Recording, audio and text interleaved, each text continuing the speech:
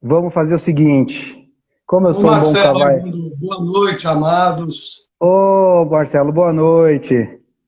Você é um menino muito bom, viu, Renato? Que nem você. É? Ah, Que nem você.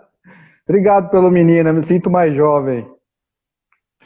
E olha, ele deve ter mais ou menos a tua idade, viu, Marcelo? Sério?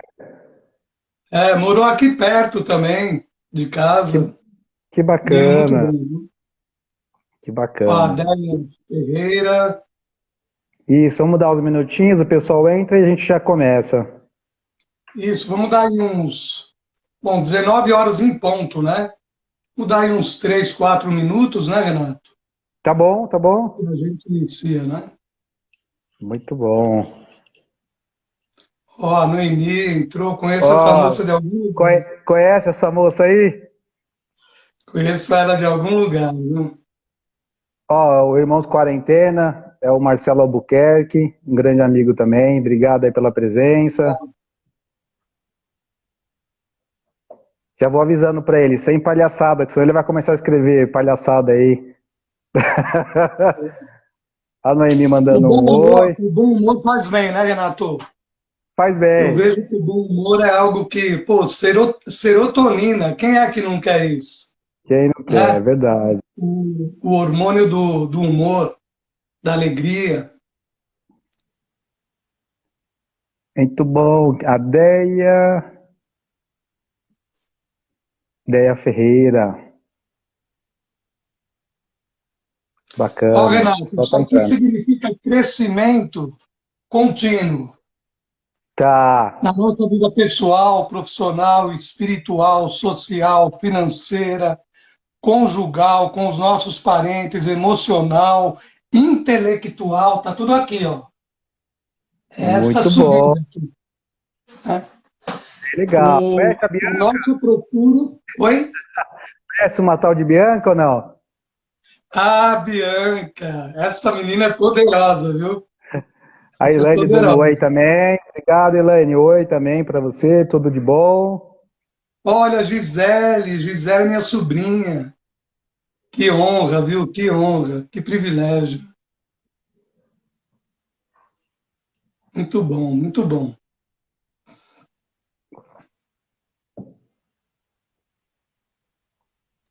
Legal. Vamos lá. Vamos lá? Então, como bom cavalheiro, deixar os mais velhos começarem. Vai lá, Claudião, Mas fala um peraí, pouquinho. você não é mais velho do que eu? Não, pô, não sou não. Vai lá, Bom, começa se apresentando, apresenta o que você faz, o que você é formado. Acho que é importante para o pessoal te conhecer também, né? Para quem não te claro, conhece, claro. obviamente, né? Bom, Renato, para mim, sinceramente, é uma honra, um privilégio ter sido convidado por você. Quando você me convidou, eu já. Sabe aquele. A peristaltia deu aquele frio na barriga, né? Diz que é a fuga do sangue que vai para os músculos. Mas Exatamente. é uma honra mesmo, um prazer muito grande poder compartilhar aqui de conhecimentos, né? A gente sabe que nos dias de hoje, a questão da inteligência emocional no setor profissional, financeiro, conjugal, todos os setores que torna realmente o ser humano feliz, ela está presente, né? Em especial hoje a gente vai falar de microgerenciamento, então vai ser muito produtivo, muito bom.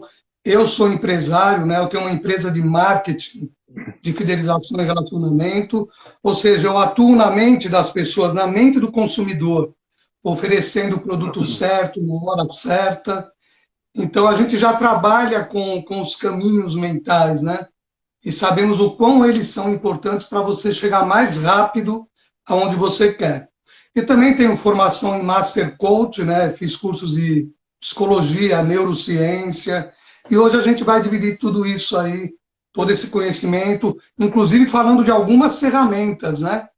Para o pessoal poder também fazer um autoconhecimento, porque a questão de ficar olhando para o outro é uma coisa.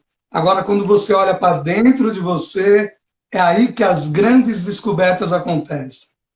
É isso, Renato. Perfeito. Obrigado, viu, pelo Cláudio, convite. gratidão pelo convite, por ter aceitado. É uma honra também participar e dividir aí a live com você. Antes de me apresentar, eu vou falar uma coisa que você acho que não esperava, talvez nem lembre. Mas quando você foi fazer a sua transição de carreira, há exatamente 15, 16 anos atrás, a gente conversou e eu já estava já um tempinho na área comercial e você estava, não sei se ansioso, mas ávido por uma coisa nova, né? E aí eu te dei alguns livros da área comercial e é Eu estava ali no interessante. portão, estava no portão, Foi, verdade.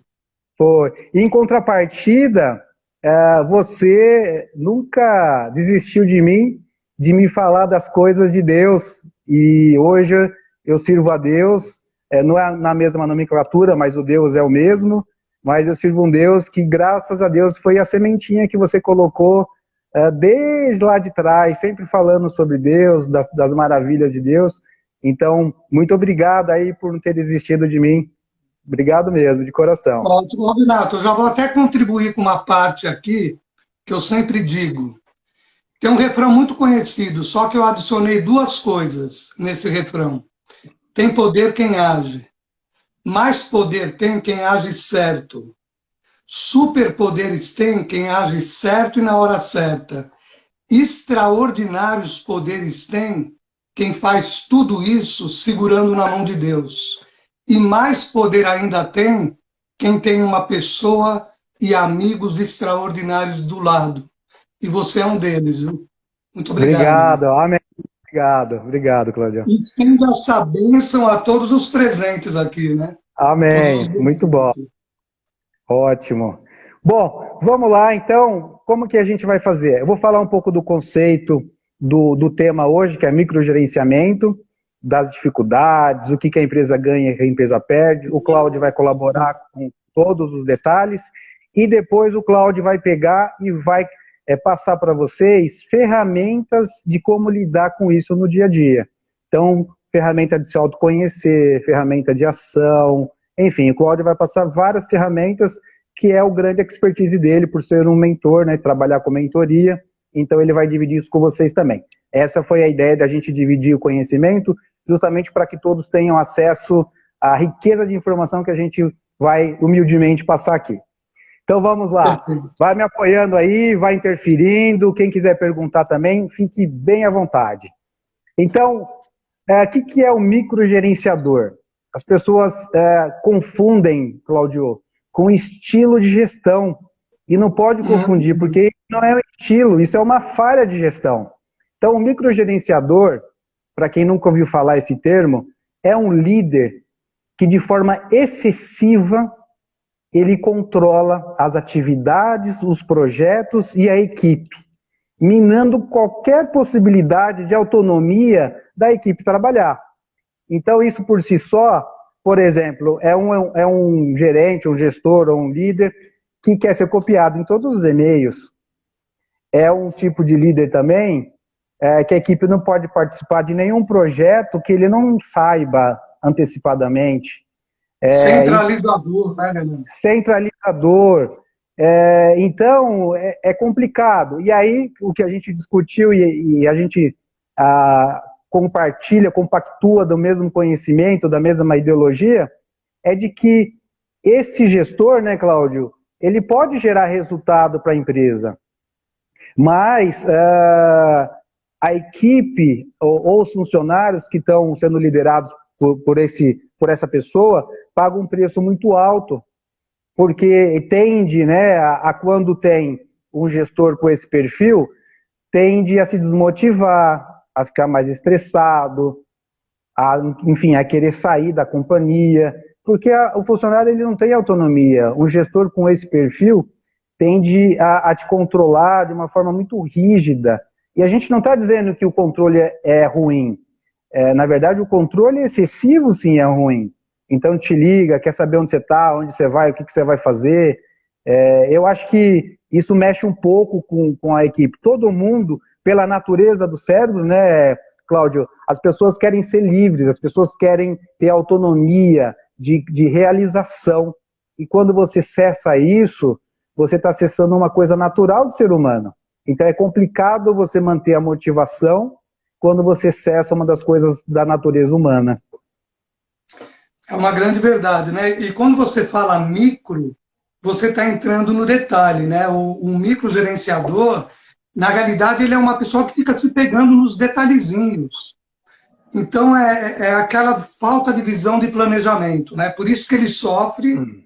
Muitas vezes ele nem percebe que ele é um microgerenciador, que ele está minando o potencial da equipe, que ele está minimizando os resultados, muito embora, por essa pressão, por exercer pressão e atuar como tutor da obediência, né? Porque eu vejo assim, um bom profissional, ele respeita o seu líder.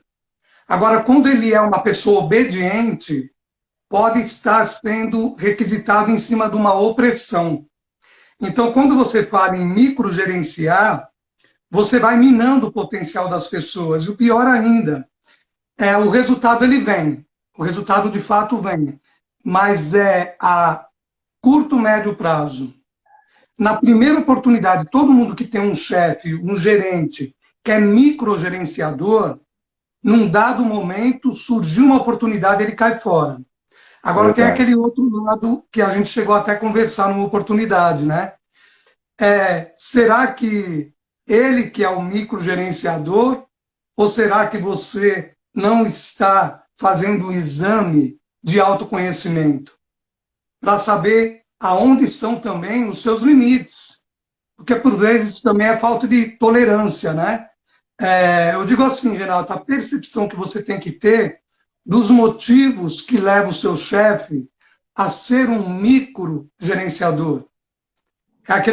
Tem um livro que se chama Os 7 Hábitos das Pessoas Altamente Eficazes. O quarto hábito chama-se compreenda para também ser compreendido.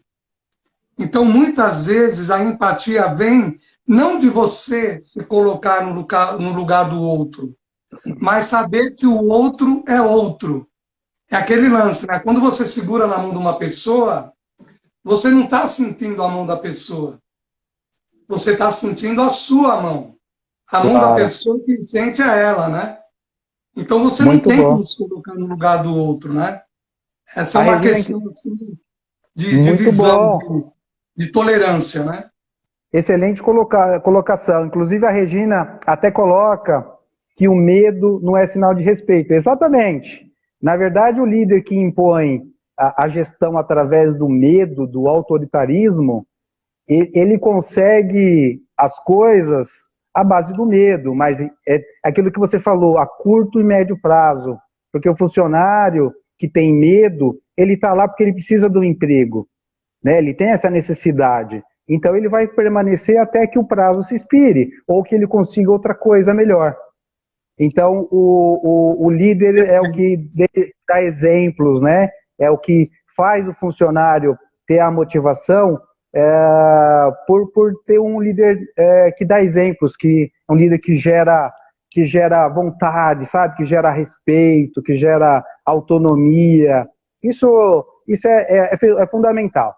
Nosso cérebro, de novo, né, por natureza, ele exige que você tenha autonomia para para autorrealização. Então, quando te cessam isso, realmente você perde uma das coisas fundamentais da vida, né? É interessante, né, isso que você falou. Tem o líder, que é o líder dissonante. Isso é uma nomenclatura de mercado, né? Tem um livro que, não me lembro o nome agora, que ele fala. Tem um livro extraordinário, quem quiser anotar aí, chama Eu, Líder Eficaz. Além do Monge Executivo e outros livros de liderança, né? Mas esse livro, Eu, Líder Eficaz, ele fala de 7 pontos da liderança, né? E tem uma questão do líder dissonante. O líder dissonante é aquele líder que lidera pelo medo. E o líder ressonante, ele lidera pelo respeito, pela proximidade, né? Aquela ideia de que um líder, ele consegue... Eu gosto muito da linha de Losada, né? A gente vai falar daqui a pouquinho sobre a linha de Losada, na visão daquela pessoa que é liderada por um microgerenciador, né? Porque aí entra a questão da tolerância também. Mas essa questão do líder dissonante e do líder ressonante é uma questão que mostra, de fato, os resultados que você pode obter diante de uma conduta de autorresponsabilidade. Um líder, ele deve ser autorresponsável. Se a equipe não vai bem, a responsabilidade é minha. Eu nunca vou denegrir ou diminuir a minha equipe na frente de ninguém. Se está algo errado na minha equipe, a responsabilidade é minha. Se a minha equipe não está motivada, a responsabilidade é minha. Agora tem as perguntas, né? Tem os questionamentos. O que eu tenho que fazer para a minha equipe corresponder os planos, metas e visões de resultado que eu quero obter dentro da minha autorresponsabilidade em relação à minha diretoria?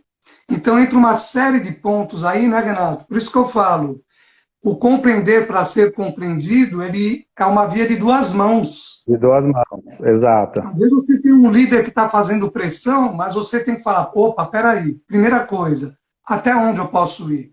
Qual é o meu limite? Onde eu posso melhorar? Onde eu posso contribuir mais? Porque às vezes você está tendo uma pressão oriunda de uma outra pressão, por questões econômicas e tudo mais.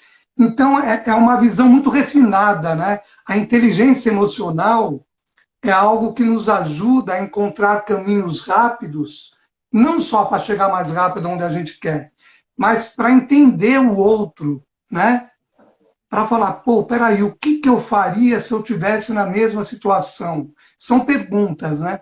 Eu gosto muito, só colocando antes de passar a palavra, as pessoas de maior sucesso no planeta, no mundo, são as super questionadoras. Uma pessoa que questiona mal, ela não tem resultado. Isso existe metodologia científica, estudos científicos sobre isso, né? Uma pessoa que questiona bem, ela tem um resultado bom. Uma pessoa que questiona muito bem, ela tem resultados muito bons. Mas as pessoas que têm sucessos extraordinários, elas são super questionadoras. Ela faz uma série de perguntas para si próprio e para o outro, para o funcionário, para o amigo, para o companheiro, para aquelas pessoas que conhecem mais do que ela. E não é para se impor, é para absorver mais conhecimento, para poder contribuir mais. Então, é aquilo que eu falei, é uma via de duas mãos, né? Essa questão do microgerenciador.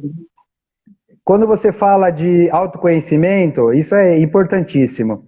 O microgerenciador, Cláudio, ele, por origem, né, a gente gosta de falar dentro da psicanálise, da hipnose, dentro da origem, ou seja, dentro da parte inconsciente do ser, porque é importante as pessoas entenderem o seguinte, eu sou um ser, tive uma infância, tive uma adolescência e na fase adulta vou trabalhar.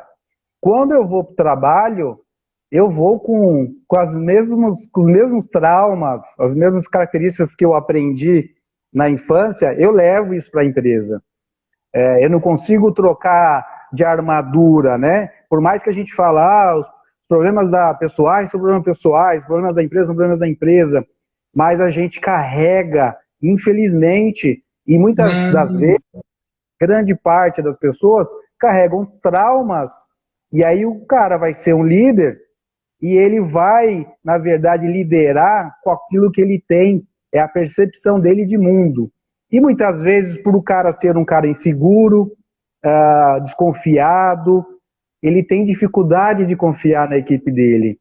Então, muitas vezes é uma equipe excelente, né? Eu acho que você vai depois abordar sobre como a equipe deve se lidar com esse tipo de microgerenciador, mas é importante também falar do papel fundamental que esse gestor tem, porque esse gestor, se ele não tiver uma autoanálise e se ajudar para poder ser melhor, ele prejudica muito a equipe, porque a equipe, por mais resiliente que seja, ela tem um limite, né, Cláudio? Que aí depois, obviamente, você vai entrar com as ações, de tudo como a equipe deve agir, que são ferramentas importantíssimas. Mas esse microgerenciador, geralmente por si só, como perfil, tá? Não é uma lógica, mas um perfil traçado, é geralmente de um líder inseguro, tá bom? Que precisa ter todas as informações controladas, etc. Agora, qual que é o problema de tudo isso, Cláudio?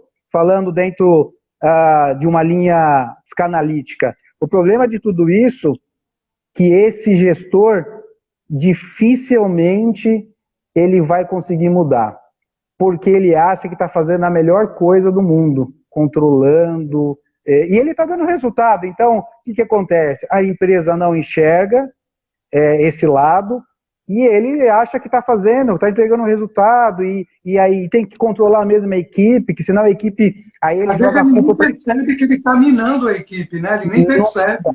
Não percebe, porque é de dentro para fora, né? Ele é o que ele tem que ser.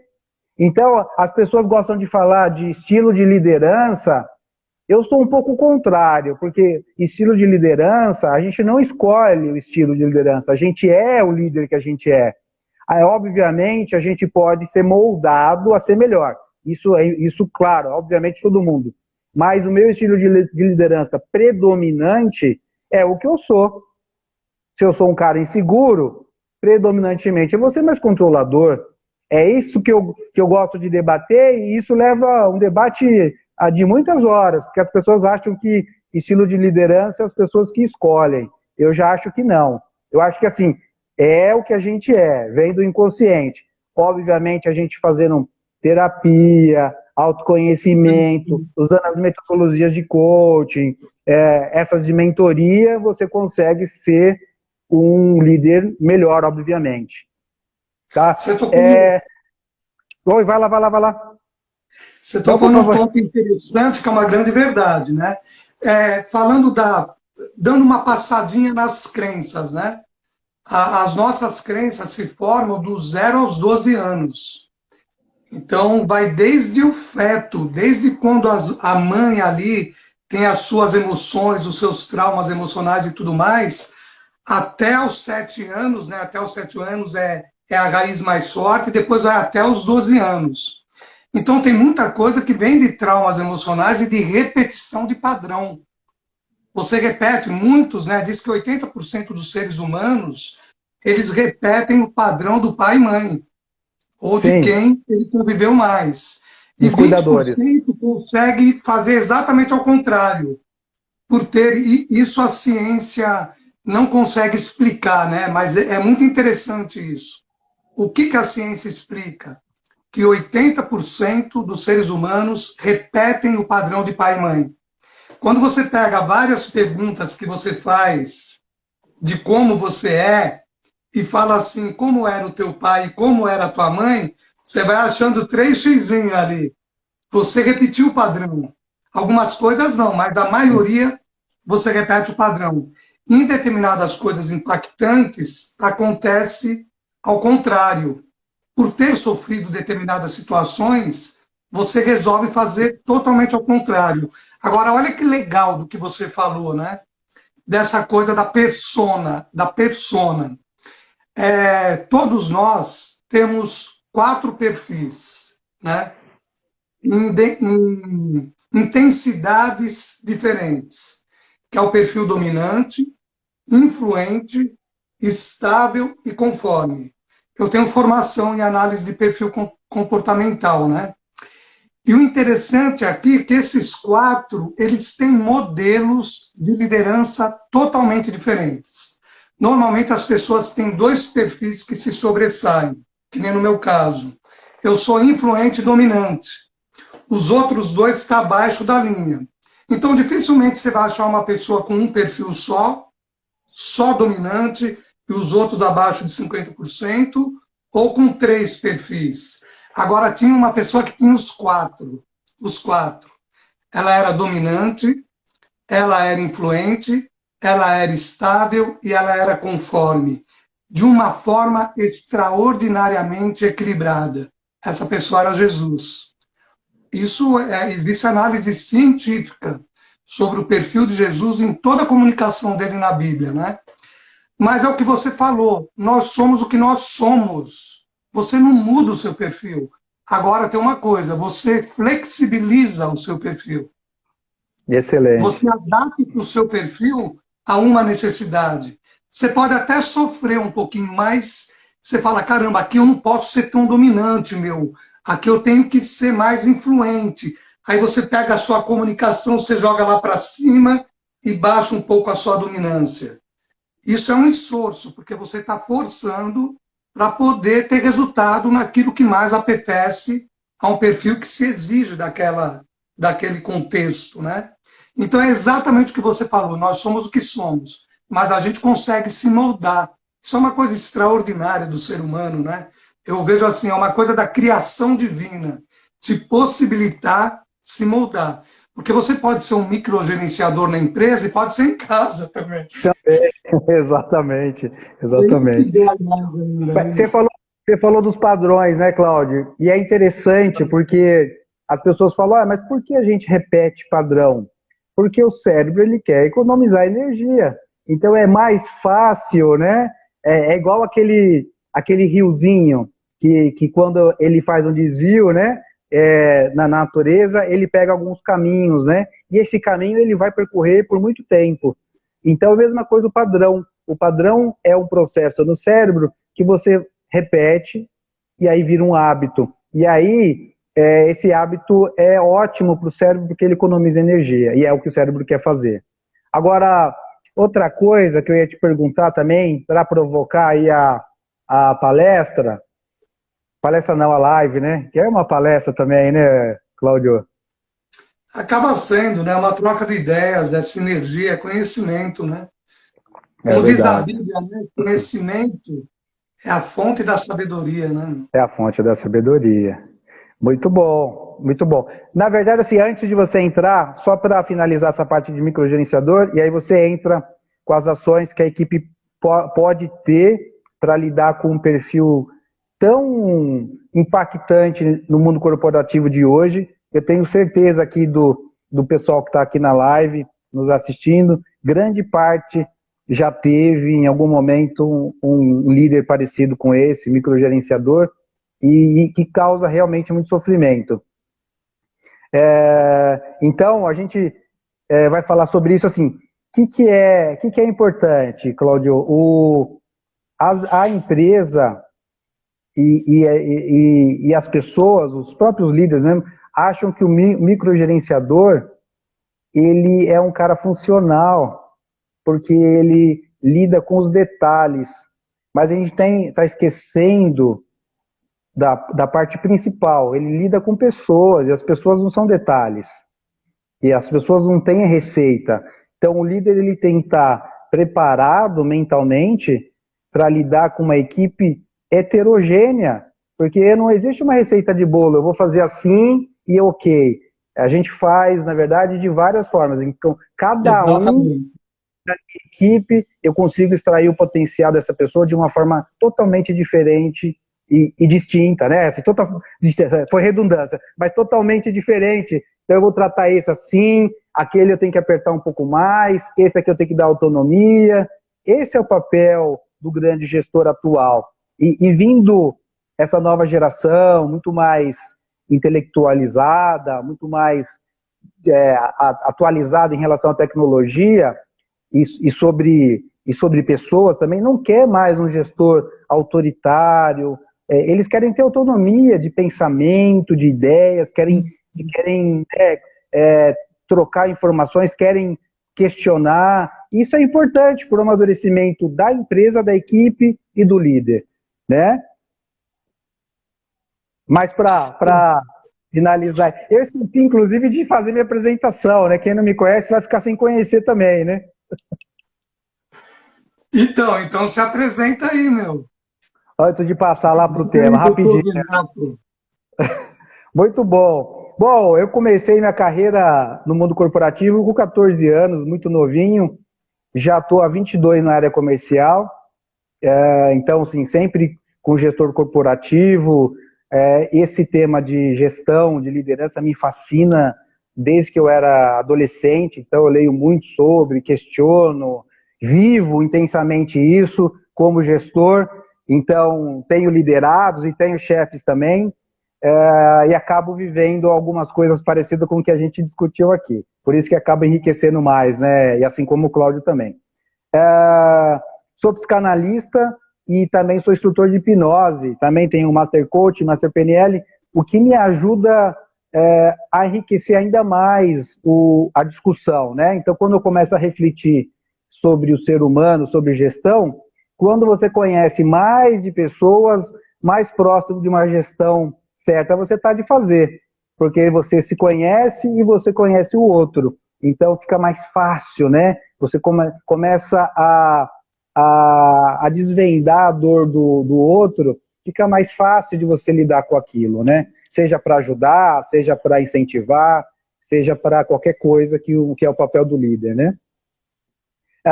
Antes de passar a palavra para o Cláudio falar sobre as ações, eu também finalizei agora, eu vou finalizar, na verdade, esse final de semana, o último capítulo do livro. O livro vai se chamar Doença Corporativa, que trata sobre saúde mental no mundo corporativo. E aí entra nessas searas todas, microgerenciamento, chefe, etc. Eu fiz uma pesquisa, Cláudio, com 1.080 pessoas sobre o que mais desmotiva as pessoas, o que mais causa a doença mental, vamos dizer assim, né? Causa problema na saúde mental dos funcionários. E tive um feedback muito legal. Vai estar no livro lá também essa pesquisa, dizendo o que mais é legal para a pessoa ter uma saúde mental e o que mais tem ajudado a perder a saúde mental. É bem interessante, tá? Então, assim que tiver, ainda vai passar pela editora, tem uma longa caminhada ainda até estar na... Manda o e-book, manda o e-book para eu dar uma decifrada nele. Bacana, vou mandar sim. Teve uma pessoa que fez uma pergunta aí, muito pertinente. Ela perguntou assim, então quer dizer que o perfil analítico, o perfil de liderança analítica vai ser assim sempre? Eu acho que ela fez o link com o que você falou, né? Nós somos o líder que somos. Eu gostaria de responder essa pergunta aí, se me permite? Por favor, com certeza. Então, veja, ó, eu vou pegar assim no beabá, porque, gente, eu acho muito importante. Sabe, eu vejo na Bíblia eu vejo vários textos, Deus falando assim como tu pensas, tu és. Eu só quero trazer à minha memória aquilo que me dá esperança. Deus, ele te dá uma série, ele te dá um leque de possibilidades para você se tornar a pessoa mais ideal possível, inclusive no seu ambiente profissional, né? Porque muitas vezes a gente exerce a liderança também dentro do nosso lar, não é? Então veja, ó, a nossa mente, para ficar mais fácil de explicar, a gente sabe que não é exatamente assim. Ela se divide em duas partes, o lado esquerdo, que é o lado racional, e o direito, que é o lado emocional, né?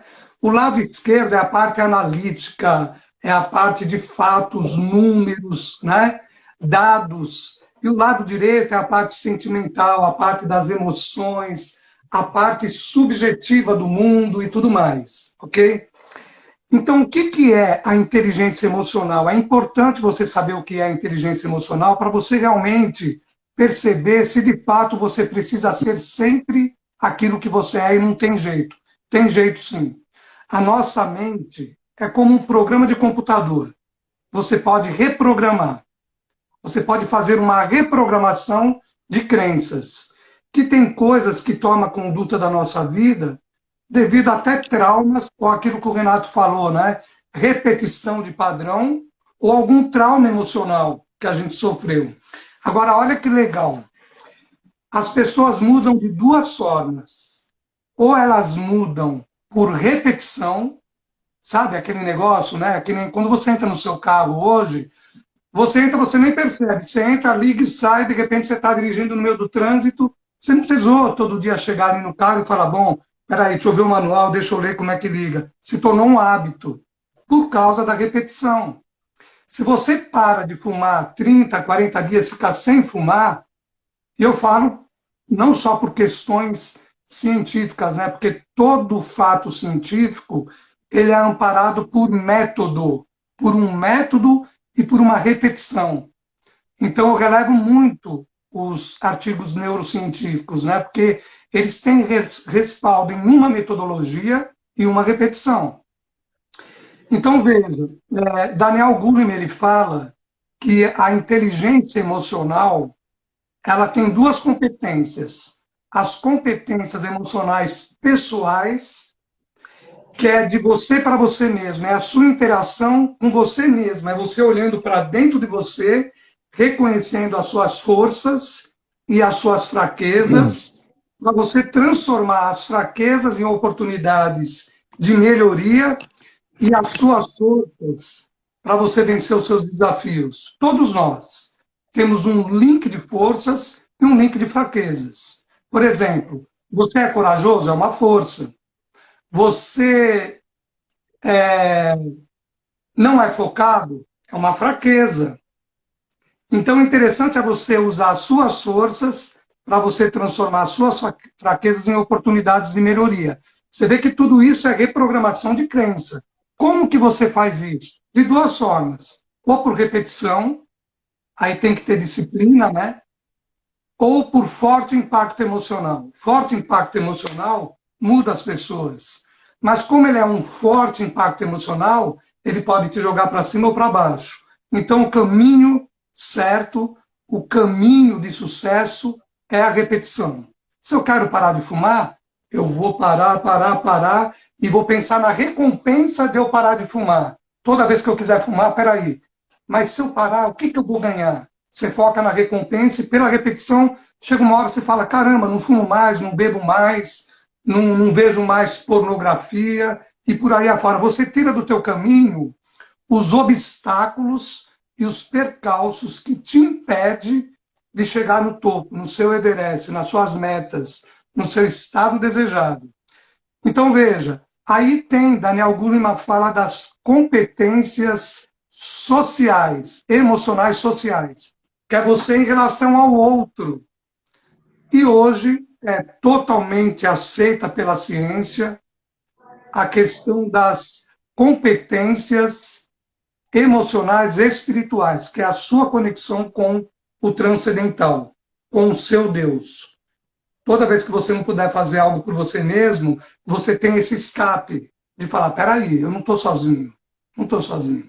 Então, tudo isso equilibra a sua emoção.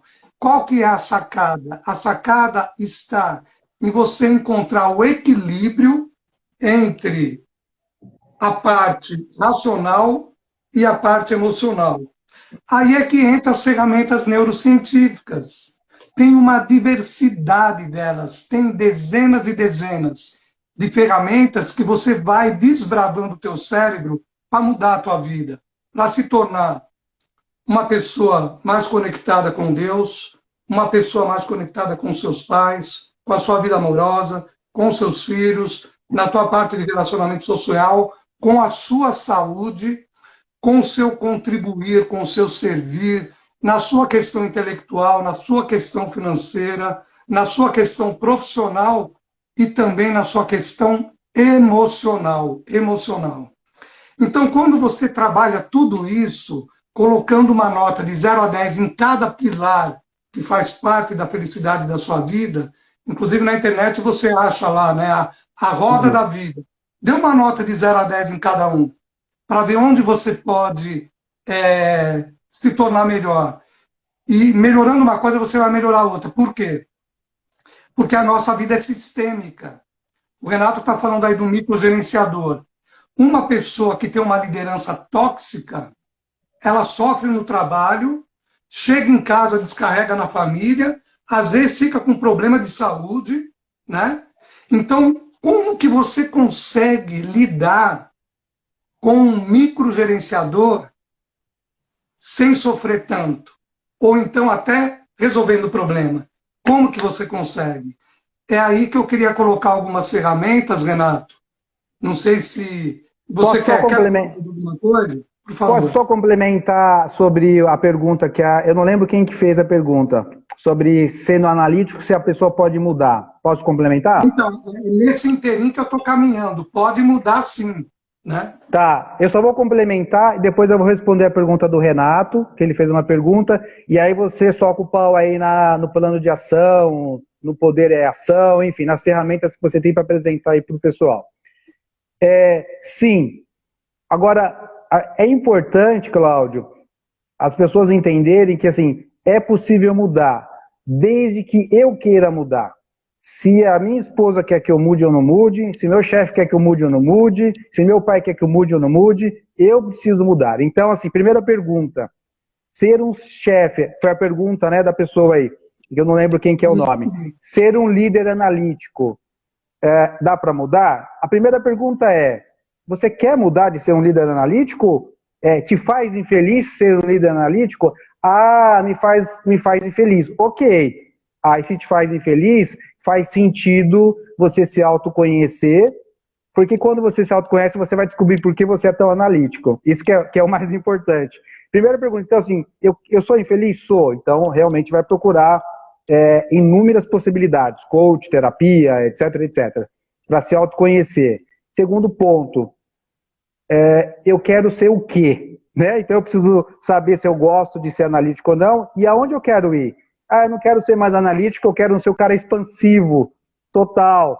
Ok, então vai trabalhar, vai colocar planos de ações, aí entre os padrões de repetição, para ser alguém mais expansivo e menos analítico. Agora, se não te gera sofrimento, maravilha, tá perfeito. O que o outro ou os outros pensam já não faz mais sentido. Se para você internamente está ok, ok. Respondendo a pergunta do Renato, para a gente ir para o seu plano, Claudio, ele perguntou o seguinte, se as empresas atualmente estão preparadas ou levando em conta de fazer algum plano para cuidar da saúde mental. Ainda não, Renato. Estudos dizem que apenas 8% das empresas brasileiras trabalham com programa de saúde mental nas empresas. E dessas 8%, que é pouquíssima, ainda assim é um programa falho, porque não tem um programa que faz medição, aferição de quantos têm problema de saúde mental, por que tem saúde mental. Então, há necessidade de implantação de um programa de saúde mental nas empresas, eu falo um pouco isso também no livro, que é importantíssimo, Cláudio. Então, por exemplo, dentro de uma empresa de 100 funcionários, é importante, antes de qualquer plano de ação para combater a saúde mental, ou seja, para melhorar a saúde mental, eu preciso saber com quem eu estou lidando. Então, das 100 pessoas, faça uma pesquisa rápida dentro da corporação, eu vou saber lá quem está sofrendo de ansiedade, quem está sofrendo de estresse, quem está sofrendo de depressão, e aí eu faço um plano de ação específico para esse quadro de pessoas, porque são pessoas que precisam de tratamento hoje, agora. E o outro tipo de pessoas que eu vou tratar como prevenção, palestras informativas de como funciona a mente, o aparelho psíquico funciona assim, tal, jogos, enfim, tem um monte de ferramentas, mindfulness, coach, tem um monte de ferramentas que a gente pode implantar, e depois, se você quiser, você fala um pouquinho também, que pode implementar isso nas empresas, mas para aquele povo que está faltando, que está tendo muita licença médica, que realmente estão sofrendo de algum distúrbio de distonia emocional, esse sim precisa fazer um plano de ação imediato.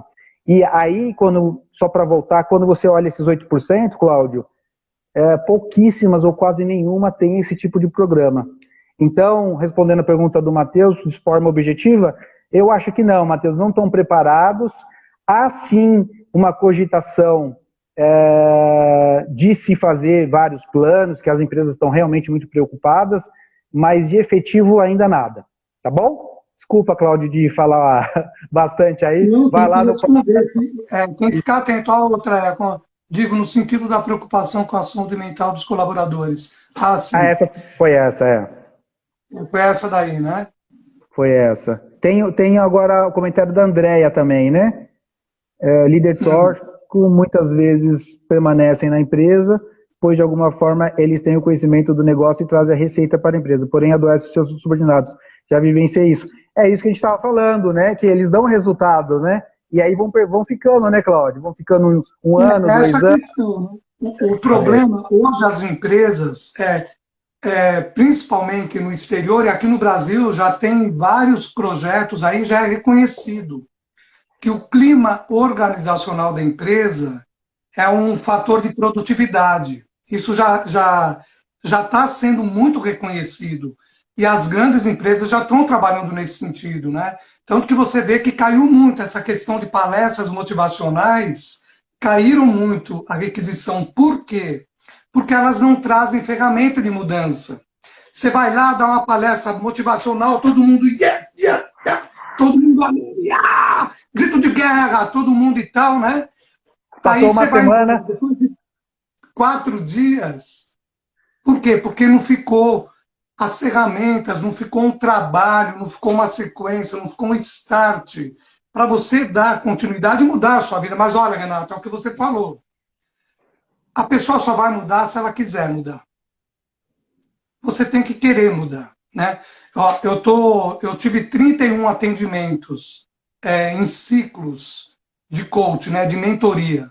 Cara, é incrível como as pessoas mudam. E mais ainda, naquilo que eu ainda não sou bom, só de mentorar com a pessoa aquela mudança, cara, eu acabo me tornando melhor. É incrível, é extraordinário o que a neurociência faz. E mais maravilhado eu fico, porque eu sou um estudioso da Bíblia, né? Eu já li a Bíblia 6 vezes, inclusive com um curso de teologia. Cara, tudo que eu aprendi, eu fiz 2.000 horas de neurociência, mais de 2.000 horas de estudo neurocientífico. E tudo que eu descobri, eu sempre fazia um link com um texto bíblico. Então é muito extraordinária essa questão de você saber que para tudo tem uma saída. Então eu trabalhei com pessoas assim, quando você pega a roda da vida, que você fala dos setores da tua vida, né?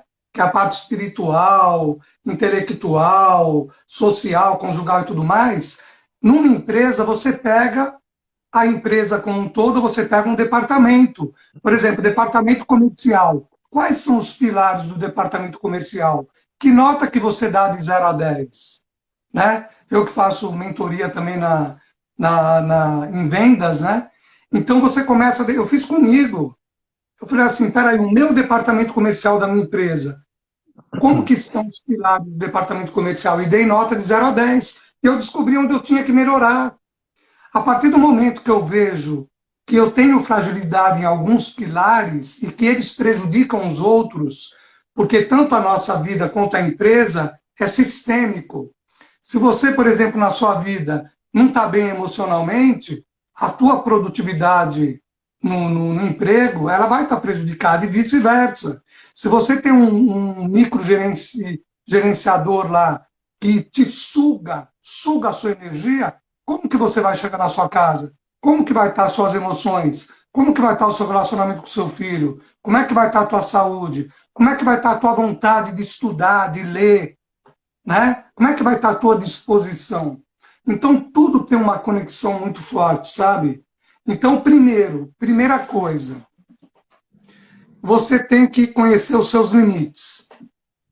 Se eu tenho uma pessoa que está fazendo uma gestão dolorosa comigo, uma gestão dissonante, eu tenho que, primeiro, olhar para dentro de mim, ter um autoconhecimento para ver se o problema não sou eu. Porque, às vezes, eu resolvendo eu resolvo o problema da gestão. Então, primeira coisa é essa. Segunda coisa, eu gosto muito de uma ferramenta, Renato, que se chama linha de Losada. Marçal Losada, ele foi um psicólogo, PhD, matemático, e ele fez estudo com várias pessoas no ambiente profissional, no ambiente social e até em família. E ele achou um fator que é o 2,9013, arredondando para 3. Então, olha o que ele descobriu. Que para cada interação negativa, você precisa de, no mínimo, 3 interações positivas para reverter essa interação negativa em positiva. Então, por exemplo, vamos pegar aí um microgerenciador que chegou e foi injusto com uma pessoa que tem um nível de produtividade bom, que no íntimo dele ele não quer perder, mas ele está sugando a energia dela, está sugando o potencial dela e está jogando a produtividade dela para baixo, está deixando ela doente, está deixando ela mal, né? E aí, de repente, essa pessoa sou eu. Sou eu. Eu falo, poxa, isso não é justo. Qual a minha atitude? Continuar daquele jeito? Não posso. Alguma coisa eu tenho que fazer. Quando eu penso em fazer alguma coisa, vem uma decisão, né? Aí entra uma outra ferramenta que é perdas e ganhos, né? O que eu ganho se eu fizer, o que eu perco se eu fizer, e os sabotadores, né? O que eu vou perder se eu não fizer e o que eu vou ganhar se eu não fizer. Aí tem uma outra ferramenta neurocientífica extraordinária, extraordinária.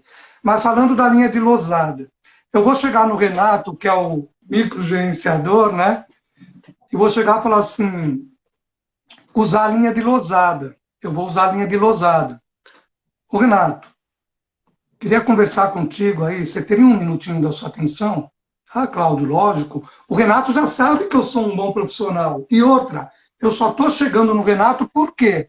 Porque eu fiz o autoconhecimento.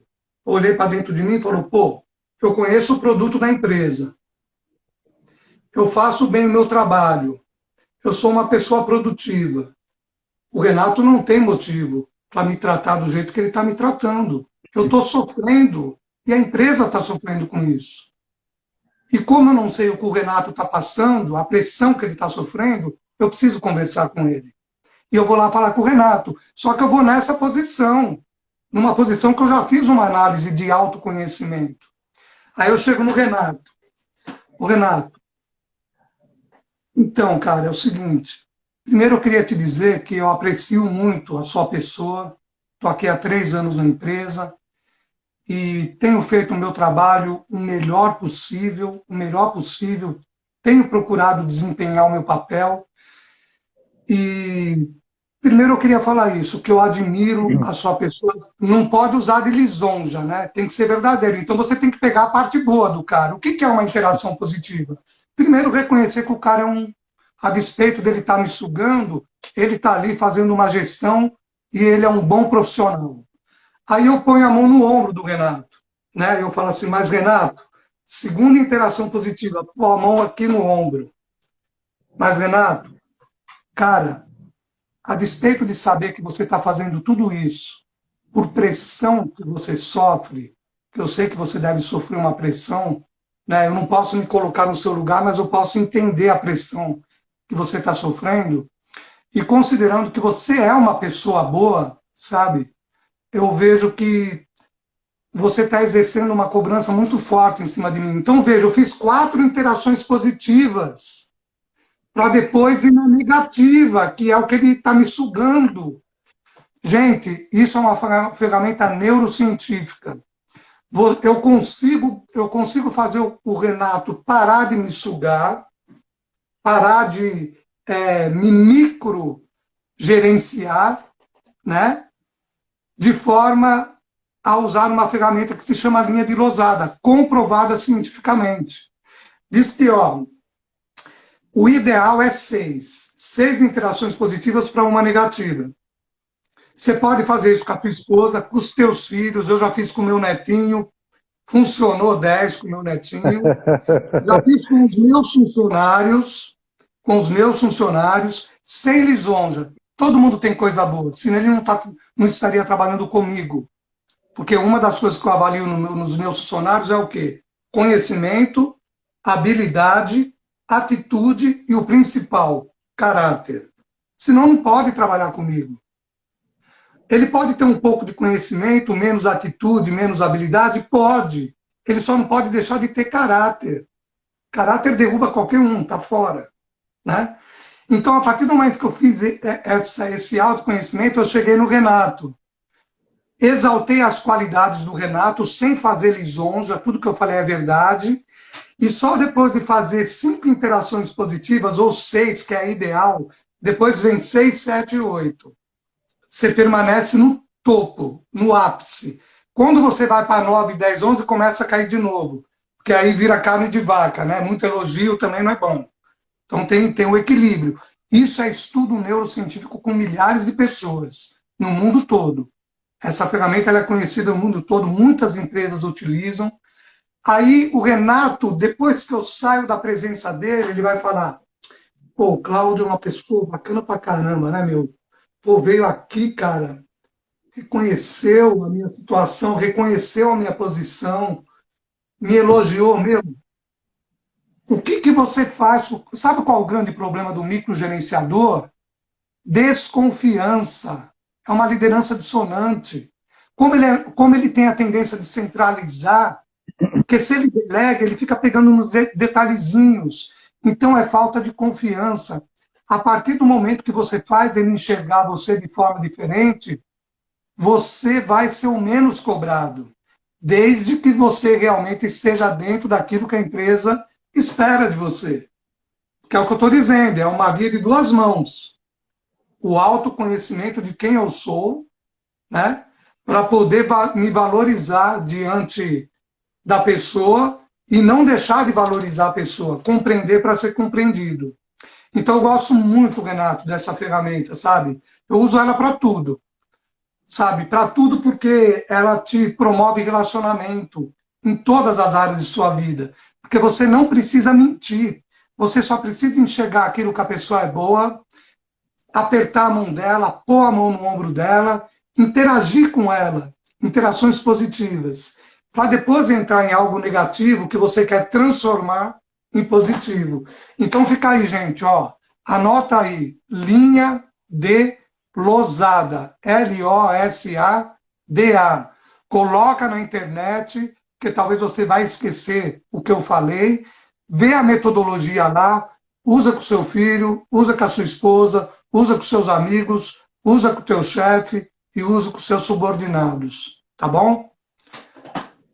Fala aí, excelente Renato. Ferramenta. Parabéns, Cláudio. Excelente ferramenta. Eu acho que está excelente. Vamos deixar um pouquinho se alguém tem alguma pergunta, porque foram informações riquíssimas. Eu acho interessantíssimo. Eu vejo que o tempo aí passou, não passou o tempo? Passou. A gente vai perguntar, vai ver se o pessoal tem perguntas. Aí a gente encerra. Se não houver perguntas, parece que tem aqui. Ó. Passou do tempo. O pessoal e o próprio Instagram, ele encerra se a gente estoura o limite do tempo. Muito bom. Então, ok. Antes de concluir, só queria citar uma frase do José Salib Neto e do Sandro Magaldi, Gestão do Amanhã. Eu tive a honra de pegar esse livro da mão dele, é um cara que eu já conversei pessoalmente. Bem interessante. Eu cito ele no meu livro também. Ele fala o seguinte: grandes líderes mudam de estilo para levantar a autoestima de suas equipes. Muitas vezes, o líder precisará